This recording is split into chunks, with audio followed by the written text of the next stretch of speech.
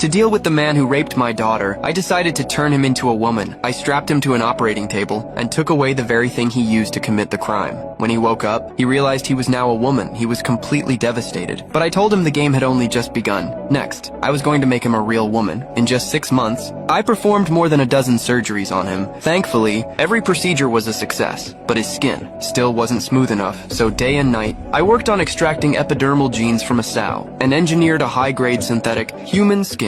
After countless trials and refinements, I finally grafted it onto his body. Before long, he had completely become a real woman. To better shape his figure, he had to wear a body shaper 24 hours a day, but I thought he had finally given up resisting. But one day, when I wasn't paying attention, he suddenly attacked. He knocked me to the ground with ease and grabbed the keys from my pocket. What he didn't know was that I still had a remote control in my hand. The next second, I locked the steel door shut. He fell into absolute despair. I walked toward him, step by step. He wanted to end it all, but there was no way I'd let him die that easily, so I saved him again, every day. I stood in front of the monitor, admiring my masterpiece. Watching how feminine he had become filled me with satisfaction. Mother saw everything. She warned me not to lose myself in my obsession, or things would spiral out of control. The truth was, I had reshaped him to look exactly like my late wife. Believed it wouldn't be long before I completely broke him. One day, I went out to run some errands. A thief slipped inside. While I was gone, he saw someone practicing yoga in the room, and dark thoughts crept into his mind. He tied up my mother and quietly opened the man's room. The moment I walked back in, I was horrified to see my mother bound. I looked up, and the thief was assaulting the person I had remade. Furious, I shot him without hesitation. From that day on, I was consumed with guilt toward him. To make amends, I allowed him to move freely around the house. Our relationship progressed rapidly, and my mother silently accepted us.